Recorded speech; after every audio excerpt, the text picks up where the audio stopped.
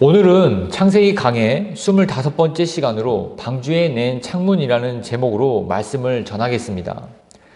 방금 읽은 오늘 본문의 6절에서 12절에는 방주에 낸 창문을 노아가 열고 까마귀를 내보내고 비둘기를 내보내면서 물이 얼마나 들어가는지를 살펴보는 이야기를 서술하고 있습니다. 노아는 처음에 까마귀를 보냅니다. 까마귀는 물이 땅에서 마르기까지 이리저리 왕래하였다고 합니다.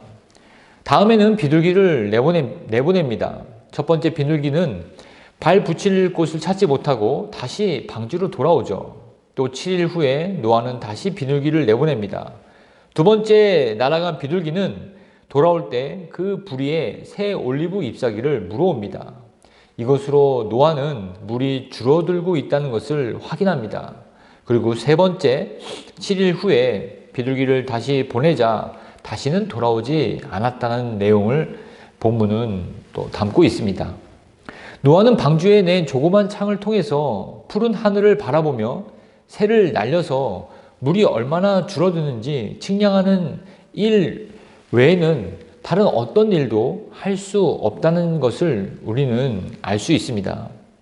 그러나 방주 안에서는 어떠한 일도 할 수 없었지만 방주 밖에서는 상상도 못할, 이 방주 안에 있는 노아가 상상하지도 못한 일들이 일어나고 있다는 사실을 우리는 본문을 통해서 알 수 있습니다. 그 많은 물들이 어떻게 줄어들었을까요? 바람은 세차게 불면서 모든 지면에 덮고 있는 물을 말리고 있었습니다. 물의 일부는 남극과 북극으로 옮겨지면서 얼음으로 변화되어서 쌓여 갔겠죠. 지각은 변동이 되어서 또 지하수로도 많은 양의 물들이 흘러 들어갔을 것입니다. 또 구름이 만들어져서 높은 산 위에 눈으로 변화되어서 그 높은 산들마다 눈으로 또 덮이지 않았겠습니까? 홍수는 진작에 끝이 났지만 하나님은 노아와 그의 가족들의 안식할 곳을 마련하기 위해서 매일매일 쉬지 않고 엄청난 일을 하고 계셨습니다. 노아는 방주에서 1년 열흘을 지냈습니다. 일수로는 375일이죠. 홍수는 40일 동안 계속되는 비로 끝났지만 그 홍수의 뒷수습은 훨씬 더 많은 시간이 필요했습니다. 노아는 홍수도 그러했지만 홍수 후에 자신의 안식처를 마련하는 일에 대해서도 아무것도 할 수가 없었습니다. 그저 관망하는 일이 전부였다는 것을 우리는 알 수 있습니다. 하나님이 전면에 나서주시지 않으면 안 될 일이었기 때문입니다. 한번 생각해 보십시오. 노아가 홍수에 있어서도 본인이 할 수 있는 것은 방주에 들어가는 것 뿐이었습니다. 또 홍수 이후에도 그 많은 물들을 또 마르게 하는 것도 노아는 아무것도 할 수 없었다는 사실을 우리는 본문을 통해서 또 알 수 있다는 것입니다. 이것은 마치 십자가를 지고 가시는 예수님을 멀리서 보고 그분을 예수님을 따랐던 그들의 제자와 같은 처지가 바로 노아의 처지라고 우리는 알 수 있습니다. 죄인들의 구원을 위해 모든 짐을 예수님이 홀로 지고 가셨습니다. 겟세마네 동산에서 평소처럼 제자들도 함께 올라가 기도했지만 예수님만 잡히시고 나머지 제자들은 도망을 갔습니다. 빌라도 앞에서도 예수님은 홀로 신문을 받으셨습니다. 그 3년 반 동안 동고동락했던 그 제자들은 그 신문 때 빌라도 앞에서 예수님과 같이 설 수가 없었던 것입니다. 유월절을 맞이하여서 어느 죄수를 풀어줄까 하는 빌라도의 질문에 많은 사람들은 예수님 대신 바라바를 놔달라고 외쳤습니다. 예수님이 십자가를 지시고 골고다 언덕을 오를 때도 많은 사람들은 그저 지켜만 봐야 했던 것입니다. 십자가에 매달리실 때도 역시 그 십자가 아래 못 박히신 예수님을 보면서 그저 슬퍼하고 애통해하며 통곡하는 것이 전부였던 것입니다. 그분의 고통을 나누어 그 십자가의 고통을 조금이라도 줄어들게 하거나 십자가 위에서 흘리는 그 피를 누가 대신해서 흘리게 할 수가 없었던 것입니다. 또 십자가 위에서 느끼는 수치심을 어떠한 방법으로도 덜어드릴 수 있는 그런 일을 아무도 할 수 없었다는 것입니다. 그저 십자가에 매달린 예수 그리스도를 바라만 볼 뿐이었습니다. 이사야 53장 6절에는 우리는 다 양 같아서 그릇 행하여 각기 제 길로 갔거늘 여호와께서는 우리 모두의 죄악을 그에게 담당시키셨도다. 예수 그리스도께서는 우리 모두의 죄악을 담당하셨습니다. 그래서 우리는 그분의 구원의 소식을 듣기만 할 뿐입니다. 복음에 어떤 행위를 더한다든지 그 예수 그리스도의 공로의 부족한 부분을 찾아서 완전하게 할 필요가 없다는 것입니다. 그저 열린 귀와 열린 마음과 열린 믿음을 가지고 복음을 받아들이기만 하면 됩니다. 마치 방주의 열린 창을 통해서 물이 얼마나 줄어드는지를 가늠했던 노아처럼 말입니다.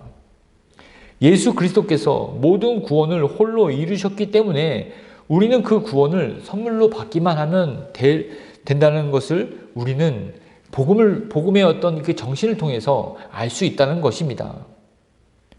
오늘 본문의 노아를 통해서 하나님은 우리에게 그림 언어로 말씀해 주시고 계십니다. 우리의 구원에 대해서는 방주에 낸 창을 통해서 하늘만 바라보는 노아의 신세와 같다고 말씀하고 계십니다. 노아는 지금 방주에 낸 창문을 통해서 바람은 불고 있다는 것만 알 뿐이지 하나님이 어떻게 일하시는지 전혀 알 수 없습니다. 노아가 할 수 있는 유일한 일은 기다림이었습니다.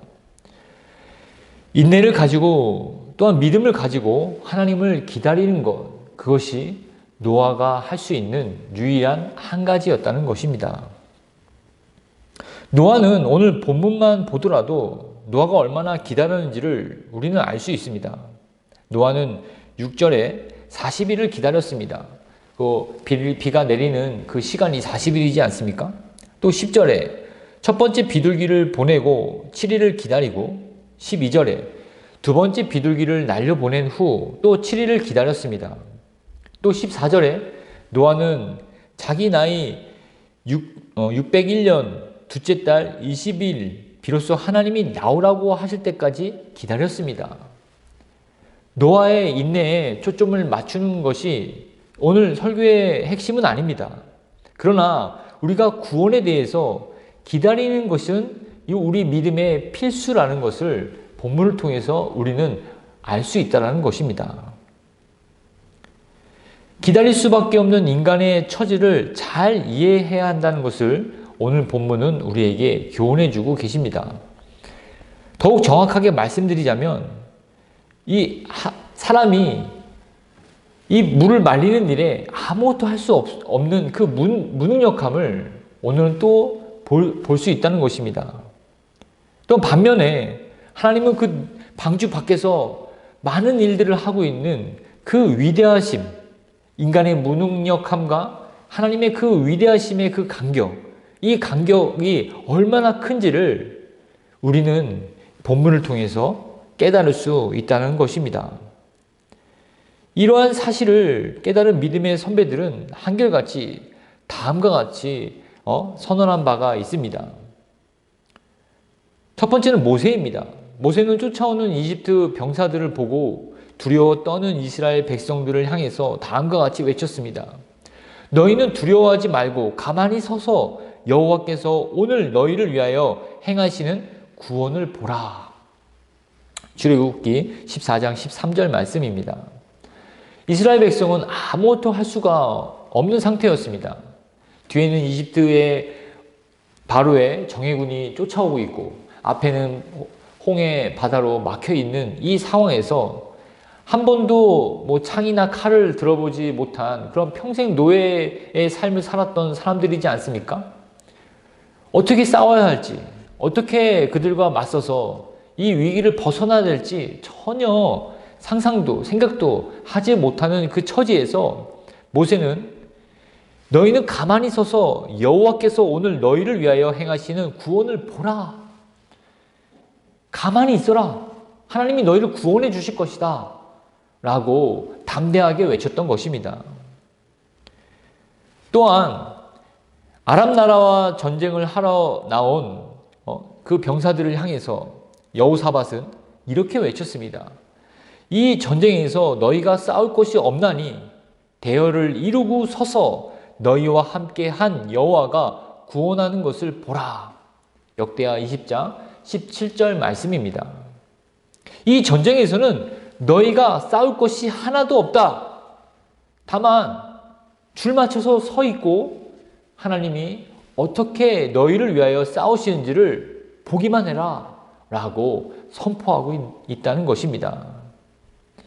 하나님의 구원을 목도하는 것만이 신자가 할 수 있는 유일한 일입니다. 하나님은 홀로 영광 받으실 분이십니다. 그렇기 때문에 모든 구원을 홀로 이루시는 분이 바로 우리가 믿는 하나님이십니다.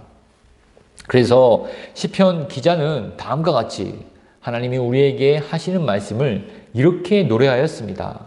시편 46편 10절에서 이르기를 너희는 가만히 있어 내가 하나님됨을 알지어다. 아멘. 노아가 방주에 열린 창으로 하늘을 바라보는 것이 전부였듯이 하나님의 구원을 바라보며 찬양하고 감사를 드리는 것이 신자들의 전부임을 기억하시기를 바라겠습니다.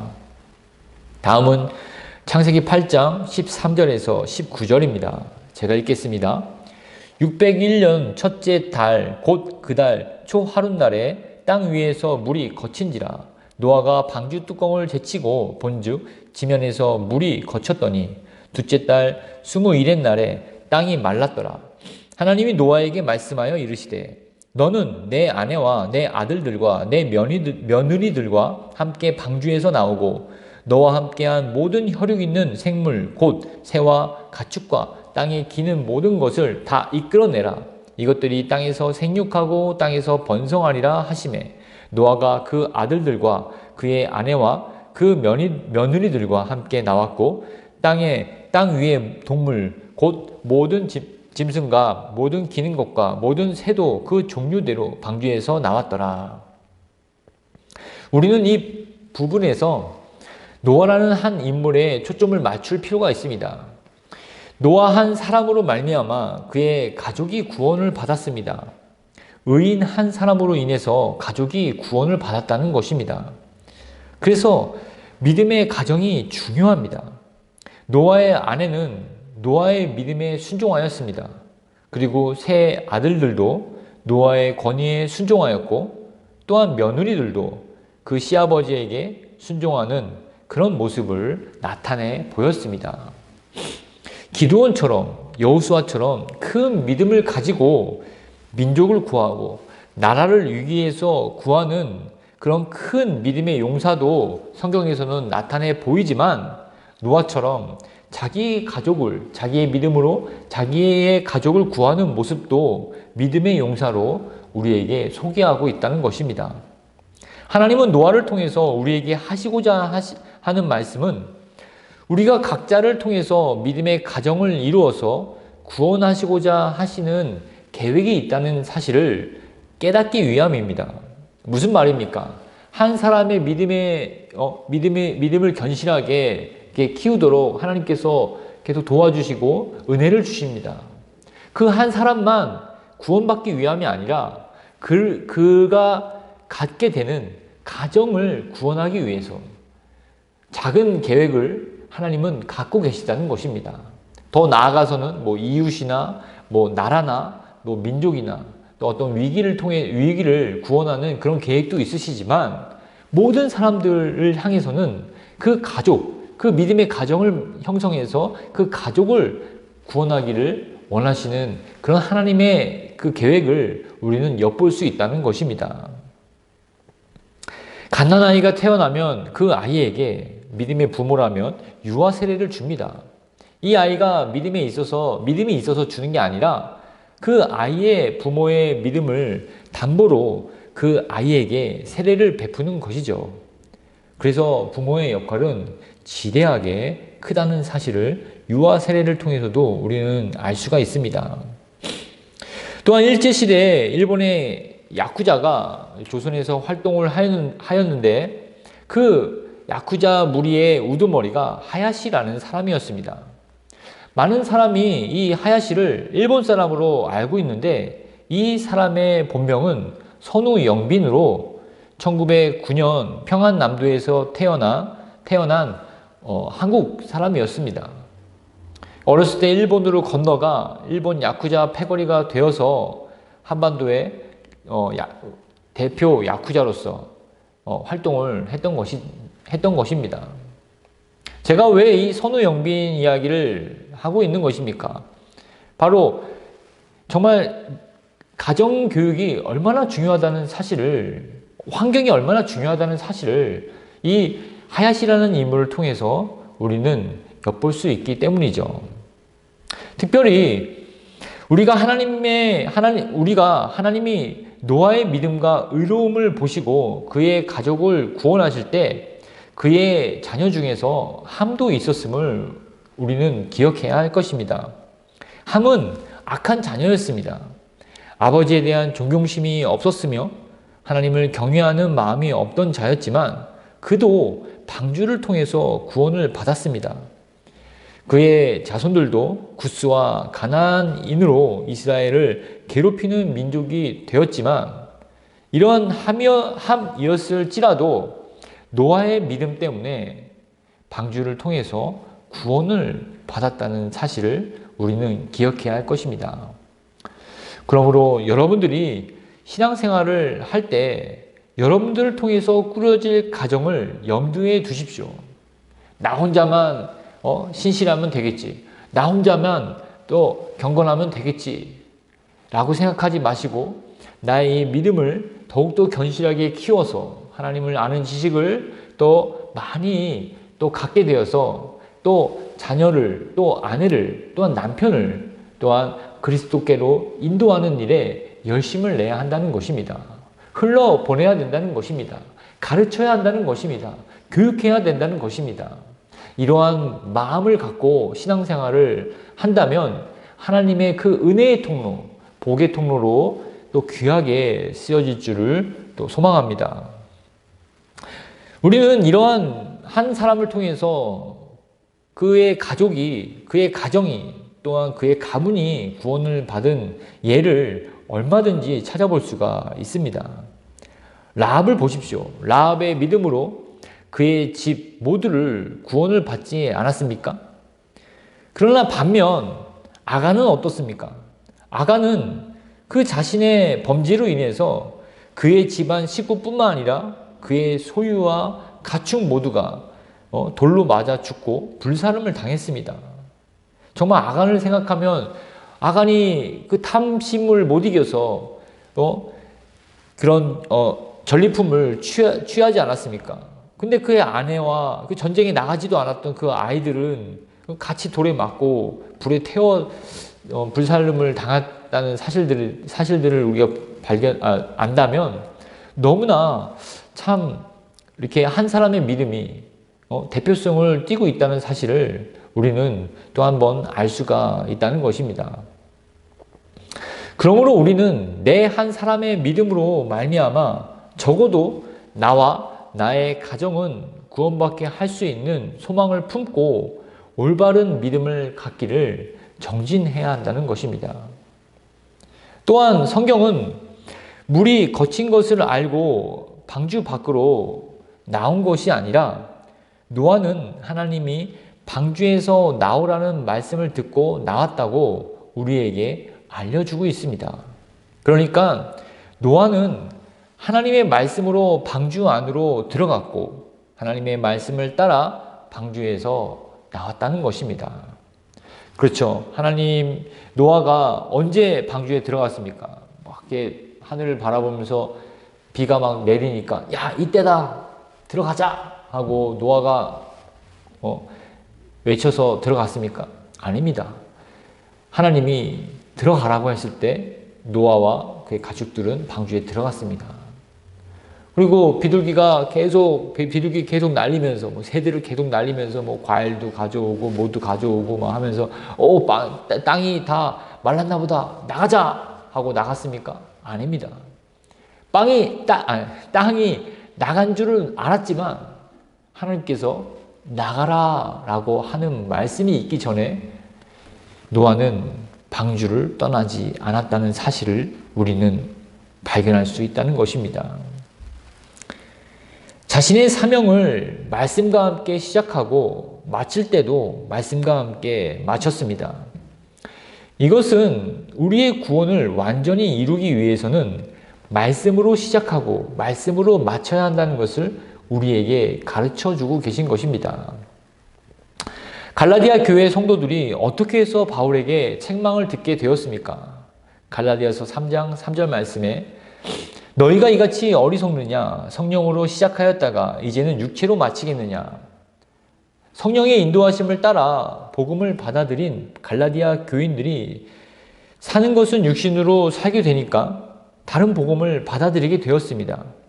말씀이 아닌 다른 것을 따르게 되니까 믿음이 변질되었던 것입니다. 길을 잃게 된 것입니다. 출항은 잘 했는데 험한 파도에 겁이 나서 우물쭈물하다가 파선하게 된 것입니다. 변질된 믿음에 대한 처방은 정확한 말씀에 의한 복음입니다. 그래서 갈라디아서를 가리켜 소로마서라고 하지 않습니까? 여러분들이 말씀으로 신앙생활을 시작하셨다면 마치는 것도 말씀으로 마치십시오. 자기 생각, 자기의 어떤 철학, 자신의 어떤 삶의 양식, 자신의 공로로 그 처음 시작했던 그 순수한 마음, 그 첫사랑을 변절시키지 마시라는 것입니다. 여로보암이 하나님이 허락하지 않은 그런 제단을 베델에 세우지 않았습니까? 그래서 여로보암에게 하나님의 경고를 전하기 위해서 한 선지자가, 한 하나님의 사람이 부름을 받습니다. 이 사람은 하나님으로부터 사명을 완수하기까지 물도 마시지 말고 떡도 먹지 말고 왔던 길로도 되돌아가지 말라는 명령을 받았습니다. 그런데 여로보암에게 하나님의 말씀을 전하고 오는 길에 하나님의 사람은 한 늙은 선지자를 만납니다. 이 늙은 선지자는 자기 집에 가서 떡과 물을 먹고 쉬었다 가라고 권합니다. 근데 이 하나님의 사람은 하나님으로부터 받은 그런 명령이 있지 않습니까? 떡도 물도 먹지 말라. 그래서 나는 먹을 수 없습니다. 하나님이 먹지 말라고 하셨기 때문이죠. 라고 이야기를 했지만 늙은 선지자는 자기도 당신과 같은 하나님의 사람입니다. 그래서 하나님의 말씀에 그대를 대접하라고 하나님이 나를 이곳에 당신을 기다리게 하셨습니다. 라고 재차 권유를 합니다. 그런가 보다. 마침 먼 길을 오고 가느냐고 얼마나 힘들었겠습니까? 또 왕 앞에서 하나님의 그 경고를 전하는데 까딱하면 그 경비병한테 죽을 수도 있겠다라는 그 두려움 속에서 얼마나 힘들었겠습니까? 마침 잘 됐다. 하나님은 나를 위로하시는 분이시구나. 라고 해서 그 늙은 선지자를 따라가서 물도 마시고 또 떡도 먹고 또 쉬기도 했던 것입니다. 그러나 그가 어떻게 되었습니까? 그만 그 늙은 선지자 집에서 나와서 가는 길에 사자에게 물려 죽지 않았습니까? 그가 왕에게 하나님의 경고장을 전달하는 중책을 맡았다 한들 하나님의 말씀에 불순종하는 것에는 어떤 핑계도 용납될 수 없음을 알려주는 장면이라고 우리는 볼 수 있습니다. 그러므로 우리는 말씀으로 시작했으면 말씀으로 마치십시오. 복음으로 시작했으면 복음으로 마치십시오. 믿음으로 시작했으면 믿음으로 마치십시오. 성령으로 시작했으면 성령으로 마치십시오. 사랑으로 시작했으면 사랑으로 마치십시오. 충성은 맡은 자에게 구할 것이라고 말씀하셨습니다. 충성은 처음과 끝의 태도가 동일한 뜻을 담고 있는 단어입니다. 무엇보다 하나님의 말씀에 충성된 사람이 되십시오. 하나님이 여러분에게 맡겨주신 사명에 충성된 사람이 되십시오. 노아는 말씀에 의해서 움직이는 사람이었습니다. 들어가라고 하면 들어가고, 나오라고 하면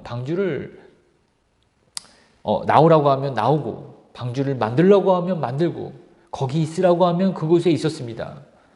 방주에서 나와서 생육하고 땅에서 번성하라고 하면 또 그렇게 했던 인물이 바로 노아였습니다.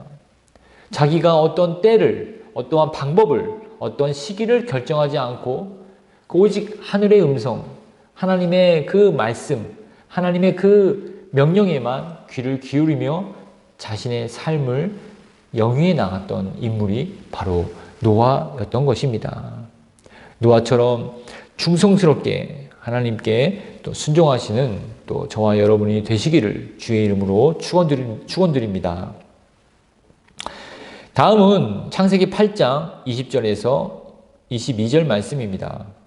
노아가 여호와께 제단을 쌓고 모든 정결한 짐승과 모든 정결한 새 중에서 제물을 취하여 번제로 제단에 드렸더니 여호와께서 그 향기를 받으시고 그 중심에 이르시되 내가 다시는 사람으로 말미암아 땅을 저주하지 아니하리니 이는 사람의 마음이 계획하는 바가 어려서부터 악함이라. 내가 전에 행한 것 같이 모든 생물을 다시 멸하지 아니하리니 땅이 있을 동안에는 심음과 거둠과 추위와 더위와 여름과 겨울과 낮과 밤이 쉬지 아니하리라. 우리는 이 부분에서 마음에 새겨야 할 교훈은 노아가 방주에서 내려서 제일 처음 한 일이 하나님께 예배 드렸다는 것입니다. 더욱이 제물을 드렸는데 모든 정결한 짐승과 모든 정결한 새 중에서 제물을 취하여 번제로 드렸습니다. 제물로 드린 짐승은 노아에게 있어서 어떤 짐승입니까? 배 안에서, 방주 안에서 1년 동안 자신이 고생하면서 그 방주 안에서 돌봤던 짐승들이지 않겠습니까? 자신의 어떤 노력과 정성을 기울여서 키우고 또 길러왔던 그런 짐승을, 그 개 중에서도 가장 말 안 듣고 이게 못생긴 짐승이 아니라 가장 이쁘고 흠이 없는 그런 짐승을 골라서 하나님께 드렸다는 것입니다. 조금도 아까워하지 않고 기꺼운 마음으로 하나님께 드렸습니다. 참된 예배자의 태도를 노아를 통해서 우리는 알 수가 있습니다. 노아는 예배를 가장 우선순위를 두었습니다. 오늘날은 예배의 중요성에 대해서 많이 사라지지 않았습니까? 자신이 내세우고 싶은 것을 예수 그리스도 뒤에 놓는 태도를 우리는 되게 좀 쉽게 찾아보기가 어렵습니다. 노아는 예배를 자신의 삶의 가장 우선순위에 첫 자리에 놓았습니다. 그래서 방주에서 내리자마자 예배를 드렸고 예배의 제물도 가장 귀한 것, 가장 이쁜 것, 가장 흠이 없는 것으로 하나님께 드렸습니다. 이러한 태도, 예배를 준비하고 예배를 드리는 이러한 태도를 통해서 우리는 어떻게 하나님께 나아가는가, 어떻게 하나님께 예배 드리고 있는지를 한번 살펴볼 필요가 있겠습니다. 여러분들은 어떻습니까? 주일을 지나고 우리는 월요일부터 우리의 일상으로 돌아가서 살아갑니다. 다음 주일에 있을 예배를 기다리면서 살아가십니까? 아니면 삶의 현장에서 내가 내 발을 딛고 있는 그 현장에서 삶의 예배를 다시 시작하면서 다음 주일을 기다리십니까? 내게 주어진 업무나 학업이나 사람들을 그리스도를 대하듯이 아니면 그리스도의 향기야 내가 그리스도의 편지임을 나타내듯이 그렇게 그 그리스도의 성품이 나를 통해서 그들에게